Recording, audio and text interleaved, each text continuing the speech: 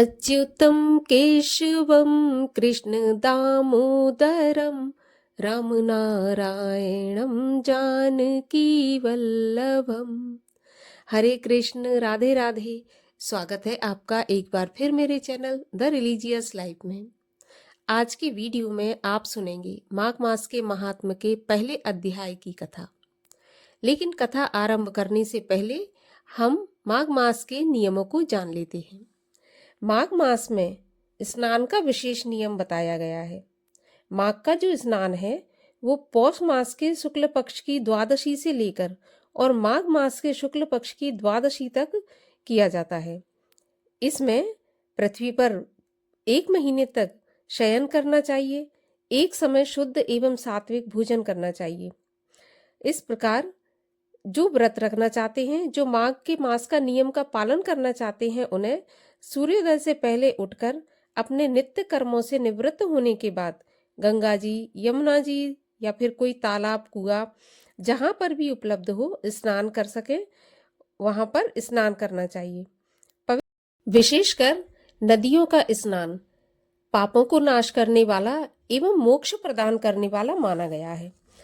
सबसे ज्यादा सर्वश्रेष्ठ त्रिवेणी स्नान है और सौभाग्य से इस बार कुंभ का जो आयोजन है, महाकुंभ प्रयागराज में ही है, तो त्रिवेणी संगम में स्नान करके आप पूरी तरह से भगवान श्री कृष्ण को रिझा सकते हैं और अपने पापों को नष्ट करके मोक्ष का द्वार खोल सकते हैं।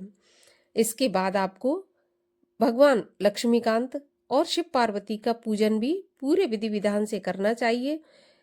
इस पर दान, दक्षिणा, काले तिल का दान, गुड़ का दान, सफेद तिल का दान, ये भी विशेषकर माघ मास में महत्वपूर्ण माना जाता है। इसके अलावा आप जो भी धर्म ग्रंथ की कथाएं जैसे भागवत कथा, माघ मास के महात्म की कथा, ये सब भी आप सुने और पढ़ें। इसके अलावा पूरे महीने तक आपको शुद्ध सात्विक भोजन करना चाहिए, पृथ्वी पर शयन करना चाहिए, पूर्ण रूप से ब्रह्मचर्य का पालन करना चाहिए। अगर हो सके तो किसी नदी किनारे कल्पवास करें। अगर ये संभव नहीं है तो अपने घर पर ही गंगा स्नान का जो पुण्य प्राप्त करने के लिए अपने नहाने के जल में थोड़ा सा गंगा जल मिलाएं और थोड़ा सा काले तिल मिलाकर स्नान करें सुबह ब्रह्म मुहूर्त में। इससे आपको घर बैठे ही पूरा माघ स्नान का पुण्य प्राप्त होगा। तो ये माघ मास के थोड़े नियम थे। अब चलिए हम शुरू करते हैं माघ मास के प्रथम अध्याय की कथा। पर कथा आरंभ करने से पहले आपसे अनुरोध है कि अगर अभी तक आपने चैनल को सब्सक्राइब नहीं किया है, पहली बार मेरे चैनल पर आए हैं, तो आप कृपया चैनल को सब्सक्राइब कर लें और बेल आइकन को प्रेस कर लें, जिससे आने वाली कथाओं की नोटिफिकेशन भी आपको सबसे पहले मिल जाए। और अगर आज की कथा अच्छी लगे तो एक लाइक अवश्य कर दें और ज़्यादा से ज़्यादा इस कथा को शेयर भी कर दें। तो चलिए अब हम आरंभ करते हैं माघ मास के महात्म के प्रथम अध्याय की कथा। इस अध्याय में राजा दिलीप की मृगयागमन एवं तपस्वी से भेंट होती है। महर्षि व्यास जी बोले, प्राचीन काल में मुनि वशिष्ठ जी ने अनेकों फल का दान देने वाला माघ स्नान का महात्म राजा दिलीप से कहा था, सो हे सूत जी, वह मैं तुमसे कहता हूँ। सूत जी बोले, हे भगवान, मैं आपका शिष्य हूँ, कृपा करके मुझे माघ महीने के शुभ महात्म को लोक कल्याण के लिए कहिए। प्रथम इसको किसने प्रकाशित किया और इसका क्या फल है? व्यास जी बोले, हे सूत जी, तुम धन्य हो जो लोक कल्याण के लिए ऐसा प्रश्न करते हो। सुनो, पार्वती जी के पूछने पर प्रसन्न मुद्रा में बैठे हुए शंकर जी ने माघ मास के जिस श्रेष्ठ महात्म को कह सुनाया था, वह कथा मैं तुम्हें सुनाता हूँ। यज्ञ के पश्चात अवभृत स्नान करके ऋषियों के मंगलाचार करने तथा सब नगरवासियों के पूजित होने पर राजा दिलीप अपने नगर के बाहर मृगया खेलने की इच्छा से निकले। मृग के शिकार का प्रेमी राजा दिलीप कोलाहल के बीच पैरों में जूते पहने हुए, नीले रंग की पगड़ी बांधे, कवच धारण कर, उंगलियों में बगनखा पहन और हाथों में धनुष बाण आदि शस्त्र लेकर चले। राजा के पैदल सिपाही हाथों में तलवार और ढाल लिए हुए घने मनोहर जंगल में उसके साथ चले। बड़े बड़े स्रोतों को लांघने वाले तथा कुंजों में मृगों को ढूंढने वाले युवा पुरुष भी इनके साथ आनंद पूर्वक क्रीड़ा कर रहे थे। सेवकों के चिल्लाने पर कि देखो यह मृग भागा जा रहा है, मारो, तब राजा स्वयं झपट कर उसको मारता था। फिर इधर उधर वन स्थली में उड़ते मोरों के झुंड को देखता, कहीं पर घबराए हिरनियों के झुंड जिनके बच्चे सब दिशाओं में भाग रहे थे, कहीं सियार भयंकर बोली बोल रहे थे, कहीं गैंडों के झुंड हाथियों की शोभा बढ़ा रहे थे, कहीं खोखलों में उल्लू बोल रहे थे, कहीं सिंहों के पदचिन्ह दिखते थे, कहीं शार्दूल के नखों से विदीर्ण मृगों के रक्त से भूमि लाल हो रही थी, कहीं दुग्ध भरे थनों से भैंस घूमती थी जो मानो घर के आंगन की भूमि प्रतीत होती थी। कहीं कहीं कहीं कहीं वृक्षों की घनी छाया थी और कहीं जंगली पुष्पों से वन सुगंधित हो रहा था। कहीं पर लता ग्रहों पर भौरे गूंजते हुए तोरण सा बना रहे थे, कहीं भयानक बिलों से सर्पों की केंचुली बाहर निकल रही थी और कहीं बड़े बड़े अजगर दिखाई दिए। कहीं दावानल की ज्वाला की ज्योति शिलाओं पर दिखाई देती थी, कहीं पर भेड़िया और व्याघ्र के भय से हल्ला सुनाई पड़ता था, कहीं पर कुत्ते खरगोशों पर छोड़े जाते थे, कहीं राजागण सरोवरों पर विश्राम करके आगे जाते थे।